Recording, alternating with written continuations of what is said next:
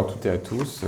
Bienvenue ici dans le Grand Nancy. Alors, herzlichen Willkommen für unsere deutschen Freunde. Ich hoffe, dass ein jeder ganz gut Französisch versteht.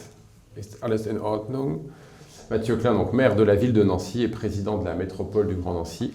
Alors, j'ai compris que ce site nancéen, grand nancéen, était un site singulier, particulier à l'échelle des sites européens, puisque nous vous offrons là un mélange complexe d'espaces qui ont des histoires variées, qui ont d'ailleurs des niveaux de développement divers, mais qui ont en commun deux choses. Ils s'inscrivent dans la mutation du territoire, et je vais y revenir dans un instant, et ils s'inscrivent, si je peux le dire ainsi, au fil de l'eau.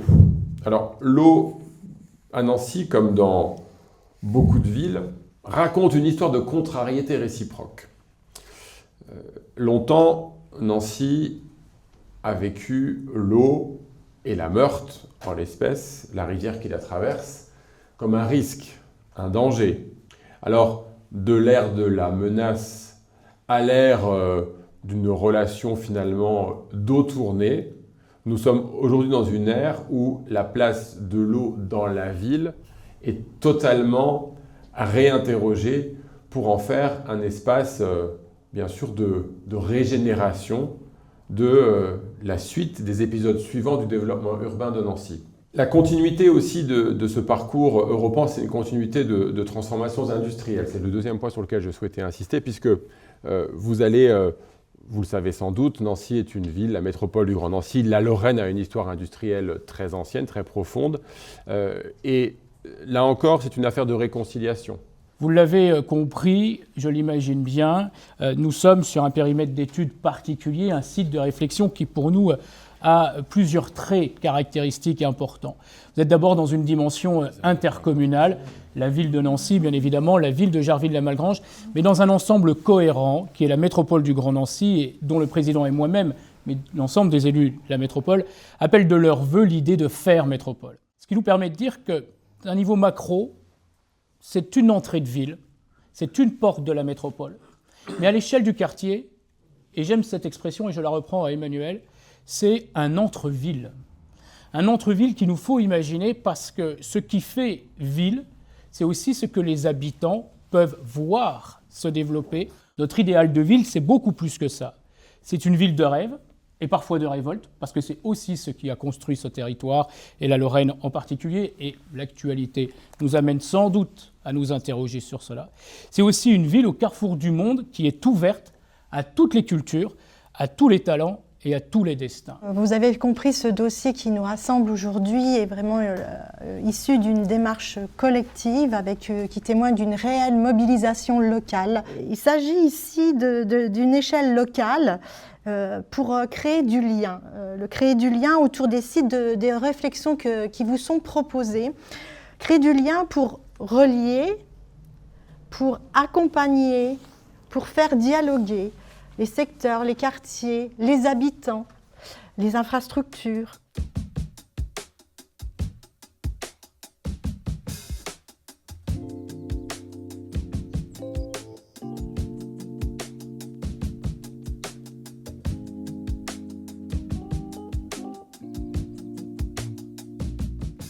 C'est important en fait de comprendre que le canal ici est devenu finalement une forme de frontière naturelle et frontières psychologiques avec les autres quartiers. Quartier de la Californie, on aura le temps d'en parler, mais retenez l'idée qu'avec ce que vous a dit le président tout à l'heure, où on a au fil des années retravaillé le bras de la Meurthe, le quartier de la Californie, c'est une île urbaine. Et de fait, aujourd'hui, elle n'en a aucun avantage, alors qu'elle pourrait être, moi j'aime cette expression, être ma presqu'île dans la commune, et donc le lieu où nous allons faire en sorte que ça soit un peu le spot où les gens aiment se retrouver.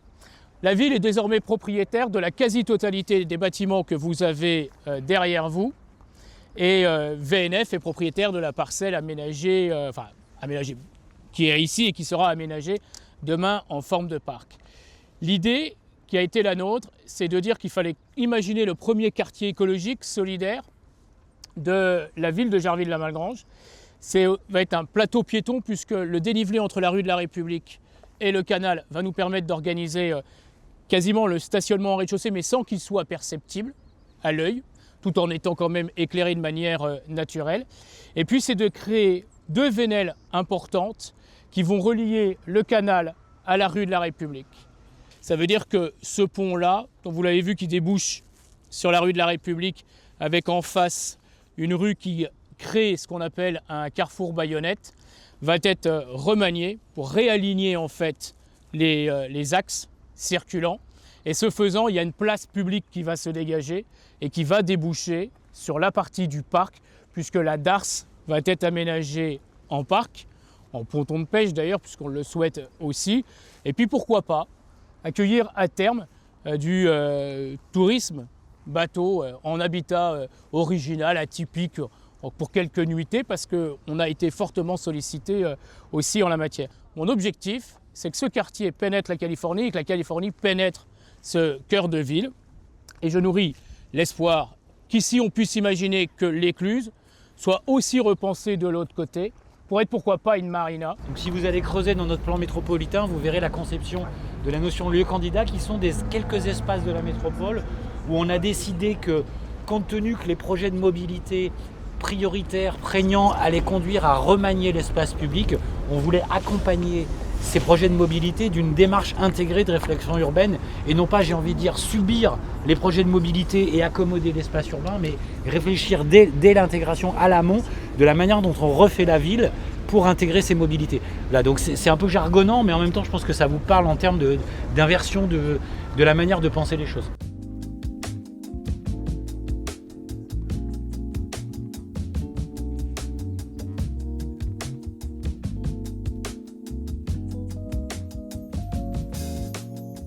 Un temps d'arrêt ici, pourquoi? Parce que nous sommes sur un site qui est pour nous important. On va libérer tout ce site-là, qui sont en fait les 2 écoles d'aujourd'hui. L'école maternelle qui est dans l'ancien bâtiment qui fut, il y a très longtemps, la mairie de Jarville. Donc vous comprenez que c'était bien ici le cœur de ville. Le bâtiment intermédiaire qui est une construction qui est arrivée plus tard. Et puis le bâtiment qui lui est encore arrivé plus tard, qui est aujourd'hui l'école élémentaire. La réflexion qui est la nôtre, c'est de travailler à sa transformation. Et bien tout cet ensemble-là, à l'exception de l'église, je vous l'accorde, va faire l'objet de la réflexion du quartier culturel créatif. Et il y a une réflexion aussi de retrouver un espace lieu de vie avec, pourquoi pas, des activités économiques.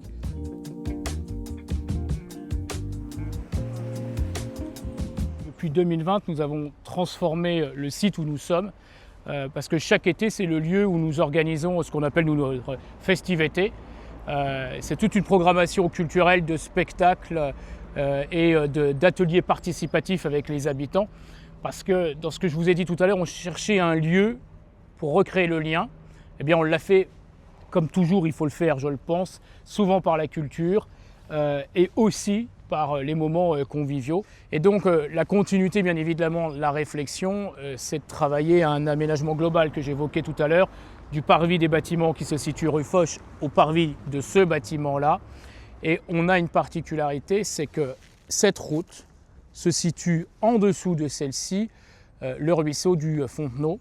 Réconcilier les hommes et les femmes à leur ville par la nature et par l'eau, c'est aussi quelque chose, à notre avis, intéressant à mener. Mais je laisse le collègue de la métropole qui vous donnera quelques éléments techniques ou précisions utiles. À la direction de l'eau et de l'assainissement de la métropole du Grand Nancy, que je représente aujourd'hui, a lancé une étude sur la renaturation du Fontenot. On a travaillé sur une phase AVP qui prévoit différentes phases de découverte potentielle sur le site, dont 2 sur Jarville, donc celle de la rue de Renémont et celle qu'on verra un petit peu plus loin sur le secteur de la Californie. Aujourd'hui, nous en sommes à un stade AVP. On a besoin de lancer aussi des études complémentaires, de lever topo pour confirmer la faisabilité de ces découvertures. On a bon nombre de réseaux, comme l'évoquait Monsieur le maire, sur le secteur, des réseaux qu'il faudra notamment dévier ou dévoyer du fait de la découverture. bien évidemment faire un chiffrage autour de toutes ces opérations-là qui seront sans doute conséquentes et avoir une maîtrise foncière aussi du site, puisque aujourd'hui, comme vous le voyez, il y a bon nombre de bâtiments aux alentours. La nature du cours d'eau aujourd'hui, elle reste encore un petit peu incertaine par endroits, donc il aussi nous faut vérifier certaines données de ce côté-là. Et puis le cours d'eau est assez profond. On n'a pas forcément cette impression en arrivant sur le site, mais aujourd'hui, le niveau du fil d'eau actuel du cours d'eau est à 3 mètres de profondeur à cet endroit. Donc ça veut dire qu'effectivement sur les côtés, et le fruit des talus devra être aussi en conséquence pour pouvoir aménager le site.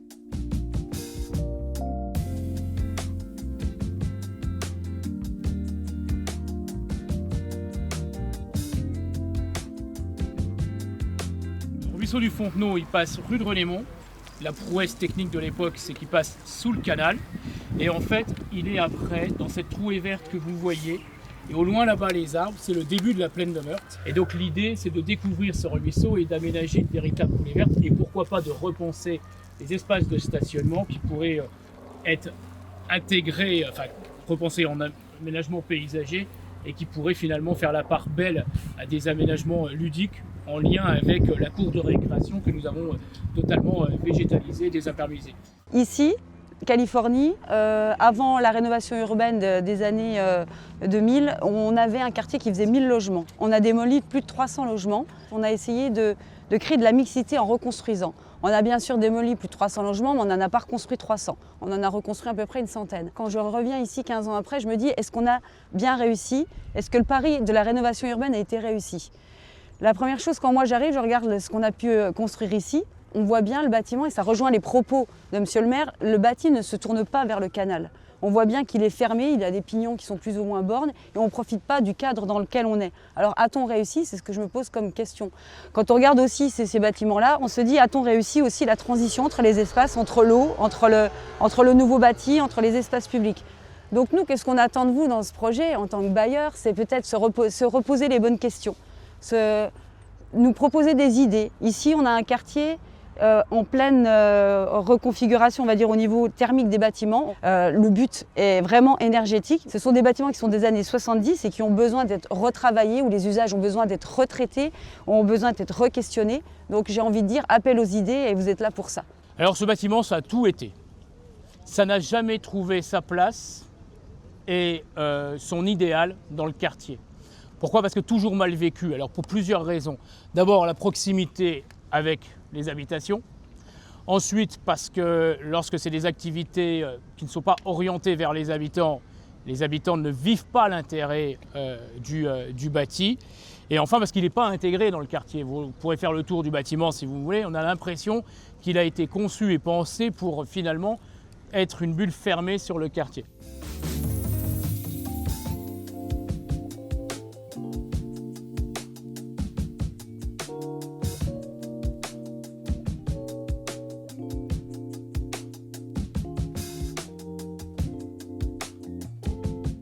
Ici, vous êtes sur le site donc, de la darse de Bon Secours, qui est constitué d'un grand plan d'eau. Donc cette darse contient des sédiments qui sont pollués. Et que donc pour pouvoir en faire quelque chose de correct, il y aura une opération de dragage avec un certain coût à envisager. Après, je ne sais pas comment on envisagera les choses, mais en tout cas, c'est un facteur à prendre en compte. J'ajouterais que dans la perspective qu'on imagine en face de la berge, Mathieu Klein en a parlé tout à l'heure, on prévoit le marché d'intérêt local qui va se développer pour développer toute l'alimentation locale et la cuisine centrale également. De ce côté-là, la propriété appartient majoritairement à Auchan. C'est pareil en termes de prospective, de perspective. Auchan envisage pour certains lieux de réduire sa surface commerciale. Et aujourd'hui, d'après les renseignements que l'on a, Lobo en fait partie. Donc il va y avoir une évolution aussi par rapport à ce secteur-là. Il va être certainement intéressé pour vendre une partie aussi de ses terrains. Donc on sera attentif à l'ensemble de ces éléments. Et puis on travaillera également en amont avec Auchan pour voir comment on peut faire évoluer ce site-là avec la réduction de leur surface commerciale.